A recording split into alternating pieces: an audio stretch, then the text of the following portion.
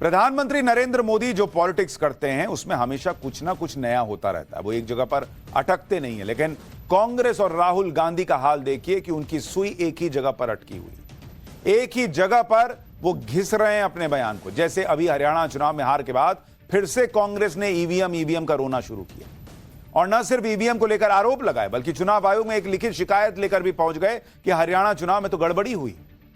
लेकिन कांग्रेस ने ईवीएम को लेकर जो नया माहौल बनाया उसकी चुनाव आयोग ने कायदे से हवा निकाली। चुनाव आयोग ने वो फैक्ट सामने रख दिए जिससे कांग्रेस पूरी तरह से एक्सपोज हो गई। हरियाणा में कांग्रेस अपनी नाकामी और राहुल गांधी के बेअसर प्रचार को ईवीएम पर आरोप लगाकर ढकने का प्रयास कर रही थी। लेकिन चुनाव आयोग ने 1600 पन्नों 1600 पन्नों की एक रिपोर्ट तैयार की और उसमें फैक्ट्स के साथ कांग्रेस की पोल खोल दी। इस रियलिटी चेक के बाद भी कांग्रेस डिनायल मोड में चल रही है। वो बदलने वाले नहीं है, मानेंगे थोड़े ही। लेकिन चुनाव आयोग की रिपोर्ट पर कांग्रेस ने क्या कहा यह जानने से पहले आप यह देखिए कि चुनाव आयोग ने कांग्रेस की कायदे से क्लास लगाई कैसे। दरअसल ईवीएम की शिकायत पर चुनाव आयोग ने अपने जवाब में कांग्रेस को जमकर सुनाया। चुनाव आयोग ने कांग्रेस के सभी आरोपों को निराधार, गलत और बिना फैक्ट्स वाला बताया। आयोग ने कहा कि कांग्रेस ने कई आरोप तो हवा में लगा दिए।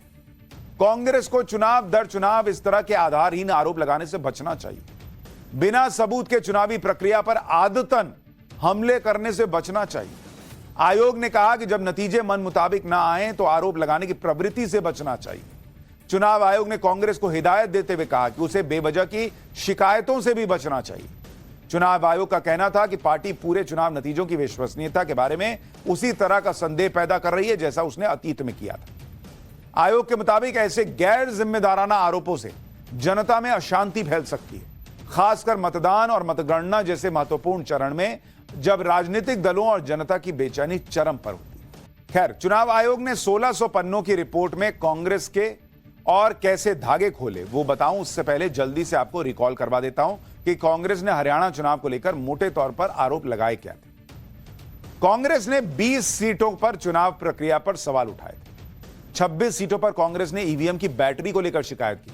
कहा था कि 99% बैटरी वाली ईवीएम पर बीजेपी जीती, 70% बैटरी वाली ईवीएम पर कांग्रेस जीती। कांग्रेस ने इसे साजिश बताया था।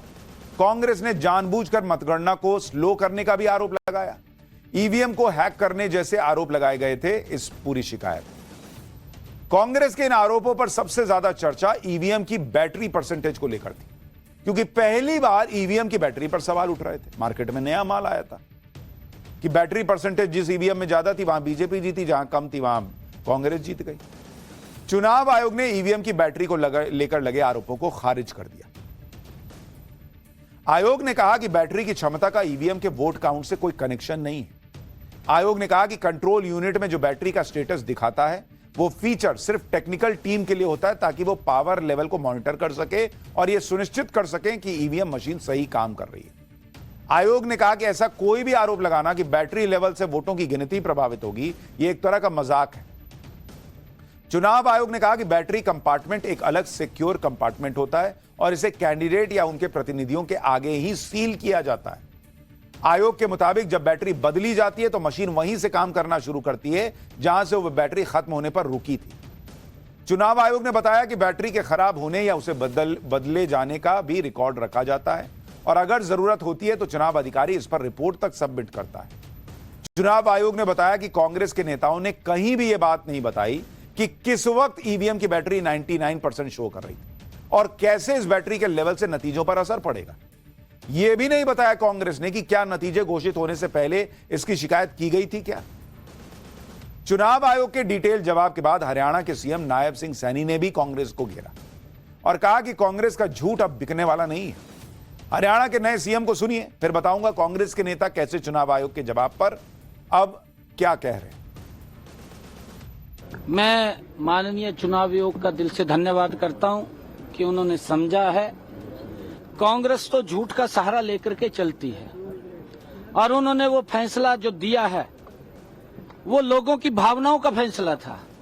माननीय चुनाव आयोग ने जो कांग्रेस के उस झूठ को नकारा है, क्योंकि कांग्रेस लगातार झूठ का सहारा लेकर के वो कहीं ना कहीं लगी रहती है कि हमें कामों के ऊपर तो वोट नहीं मिलता, झूठ से अगर वोट मिल जाए तो लोगों का शोषण कर लें। चुनाव आयोग ने जो फैसला दिया है, कांग्रेस के झूठ को नकारा है। कांग्रेस ने तो हवा में आरोप लगा दिए और कोई पहली बार नहीं लगाए, लेकिन चुनाव आयोग ने हवा में जवाब नहीं दिया। चुनाव आयोग ने बताया कि जिन सीटों पर सवाल उठे थे, उन सीटों पर रिटर्निंग ऑफिसर की तरफ से आरोपों की जांच की गई। आयोग ने कांग्रेस को बताया कि हरियाणा में चुनावी प्रक्रिया का हर चरण सही था और हर चरण को पार्टी के कैंडिडेट या उसके एजेंट की निगरानी में पूरा किया गया। आयोग ने बताया कि चुनावी प्रक्रिया की हर स्टेज में पार्टी के प्रतिनिधि मौजूद रहे। इसमें वो स्टेज भी शामिल है जब बैटरी लगाई गई, उसके बाद 7-8 दिन तक, जब तक काउंटिंग पूरी नहीं हो गई, हर चीज सबकी निगरानी में की गई। यानी चुनाव आयोग ने एक तरह से कांग्रेस को समझाया कि जब हर चीज उनके पार्टी के नेताओं के सामने हो रही है, उनके एजेंट के सामने हो रही है, तो गड़बड़ी कहां हुई ये भी तो बताओगे कि हवा में क्या हो गया। लेकिन ना कांग्रेस और ना उसके नेता इस बात को समझने को तैयार हैं। कांग्रेस नेता मनीष तिवारी ने फिर ईवीएम पर सवाल उठा दिए। मनीष तिवारी ने कहा कि हर बार की तरह चुनाव आयोग फिर से सब कुछ खारिज कर रहा है, तो क्या करेगा बताइए। जो फैक्ट है वही ना बताएगा भाई। यह समझने के लिए कोई रॉकेट साइंस नहीं चाहिए कि पूरे दिन इस्तेमाल होने के बाद कोई बैटरी 99% नहीं हो सकती। मनीष तिवारी ने पूछा कि क्या mobile phone, iPad, laptop, headphone, torch को पूरे दिन इस्तेमाल करने के बाद 99% बैटरी रह जाती है क्या? मनीष तिवारी ने कहा कि चुनाव आयोग का काम फ्री और फेयर इलेक्शन कराना है, फिर वो चाहे ईवीएम से हो या बैलेट पेपर से। मनीष तिवारी ने कहा कि वो कभी नहीं समझ पाएंगे कि चुनाव आयोग ईवीएम की इतनी पैरवी करता क्यों है। जब ईवीएम को लेकर कांग्रेस नेताओं के पास कोई तर्क नहीं बचता तो वो बैलेट पेपर के इस्तेमाल करने की वकालत करने लगते हैं। लेकिन यह बात कांग्रेस भी जानती है कि अब दोबारा बैलेट पेपर पर लौटना प्रैक्टिकल नहीं। इसी साल ईवीएम के मुद्दे पर सुनवाई के दौरान खुद सुप्रीम कोर्ट बैलेट पेपर से चुनाव कराने की मांग को खारिज कर चुका है। सुप्रीम कोर्ट ने साफ कहा था कि देश के जज उस अतीत को नहीं भूले हैं जब बैलेट पेपर से चुनाव होते थे तो क्या होता था। यानी कोर्ट बूथ कैप्चरिंग का दौर याद दिला रहा था। सुप्रीम कोर्ट ने माना कि वोटों की गिनती में ह्यूमन एरर की समस्या रहती है। कोर्ट ने ईवीएम का जिक्र करते हुए कहा कि मशीन तो सामान्य रूप से बिना किसी गलत मानवीय दखल के ठीक से काम करेगी, सटीक परिणाम देगी। बैलेट पेपर का जिक्र करते हुए कांग्रेस नेताओं को यह भी नहीं भूलना चाहिए कि देश के एक सिटिंग प्रधानमंत्री की सीट पर बूथ कैप्चरिंग हुई थी और इसकी वजह से कई पोलिंग स्टेशन पर दोबारा से चुनाव करवाना पड़ा था। यह 1989 का लोकसभा चुनाव था जहां अमेठी से तब के प्रधानमंत्री राजीव गांधी चुनाव लड़ रहे थे। मनीष तिवारी ने ईवीएम की बैटरी को लेकर भी सवाल उठाए और ईवीएम की बैटरी को मोबाइल की बैटरी से कंपेयर किया। इस पर भी चुनाव आयोग ने जवाब दिया है। आयोग ने बताया कि ईवीएम में लगी बैटरी मोबाइल में लगी बैटरी से अलग होती है। जैसे कैलकुलेटर की बैटरी, जिसे सालों साल चेंज करने की जरूरत नहीं पड़ती, जबकि दूसरी तरफ मोबाइल में लिथियम आयन बैटरी का इस्तेमाल होता है। ईवीएम में सिंगल यूज अल्कलाइन बैटरीज का इस्तेमाल होता है। मोबाइल में रिचार्जेबल बैटरीज का इस्तेमाल होता है जिसे बार बार चार्जिंग की जरूरत पड़ती है, लेकिन ईवीएम में ऐसी बैटरी इस्तेमाल नहीं होती।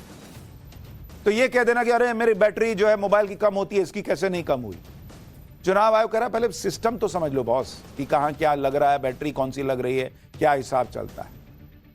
लेकिन कांग्रेस के लिए कोई नई बात नहीं है। वो हर बार देश की संस्थाओं पर ऐसे ही सवाल उठाते हैं। ईवीएम से जीते तो ईवीएम ठीक वरना खराब, संसद में माइक पर आवाज ना आए तो माइक बंद करने का आरोप लगा दो, कोर्ट का फैसला समर्थन में आए तो ठीक वरना लोकतंत्र खतरे में, ईडी सीबीआई भ्रष्टाचार पर एक्शन ले तो उस पर सवाल उठा दो, पेगासस का नाम लेकर जासूसी का आरोप लगाते रहो, लेकिन जब जांच की बात आती है तो अपना फोन मत देने को तैयार हो, सर्जिकल स्ट्राइक पर सेना से सबूत मांगो। बीजेपी ने आज यही मुद्दा उठाया और इसे साजिश से जोड़ दिया। बीजेपी ने आरोप लगाया कि कांग्रेस एक खास पैटर्न के साथ ऐसा बार बार करती है। सुनिए बीजेपी प्रवक्ता सुधांशु त्रिवेदी। देश की हर संस्था के बारे में आक्षेप करना यह किसी भयानक संदेहास्पद डिजाइन का हिस्सा नजर आता है। इसलिए चुनाव आयोग के उत्तर के बाद हम ये अपेक्षा करते हैं कि कांग्रेस पार्टी को देश से माफी मांगनी चाहिए और आत्म अवलोकन करना चाहिए। हरियाणा चुनाव पर कांग्रेस ने गड़बड़ी के आरोप लगाए।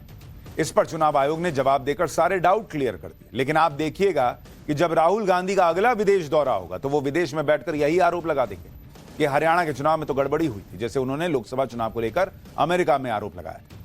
कांग्रेस और उनके नेताओं को यह बात समझनी होगी कि हर बार ईवीएम पर दोष देने से काम नहीं चलेगा। कांग्रेस को सच का सामना करना होगा, और सच यह है कि कांग्रेस की हार की वजह ईवीएम नहीं, उनकी अपनी रणनीति, अपने अंदरूनी झगड़े हैं। मोदी विरोध में बेवजह के आरोप लगाना है। आप महाराष्ट्र का हाल देख लीजिए, वहां इंडी गठबंधन में जबरदस्त झगड़ा चल रहा है। अब हार जाएंगे तो ईवीएम पर दोष लगा देंगे, अपनी गलती तो देखेंगे नहीं।